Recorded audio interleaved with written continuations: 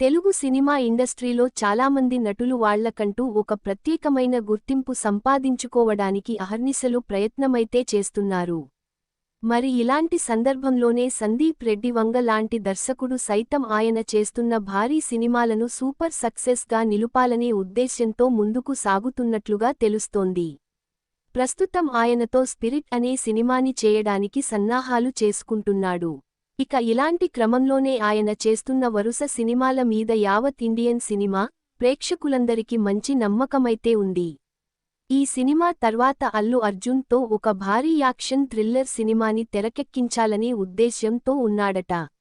ఇప్పటివరకు ఆయన ఒక స్టైల్లో ఫాలో అవుతూ ముందుకు దూసుకెళ్తున్నాడు.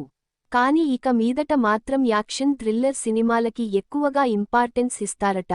మరి ఇదే ధోరణిలో ఆయన ముందుకు సాగితే మాత్రం ఇండియాలో నెంబర్ 1 డైరెక్టర్గా మారే అవకాశాలు కూడా ఉన్నాయంటూ పలువురు సినిమా మేధావులు సైతం వాళ్ల అభిప్రాయాలను తెలియజేస్తున్నారు. ప్రస్తుతం రాజమౌళి పాన్ వరల్డ్ సినిమా చేస్తున్నాడు. అలాగే సందీప్ రెడ్డివంగ కూడా స్పిరిట్తో పాన్ వరల్డ్ సినిమాలని చేయబోతున్నాడు.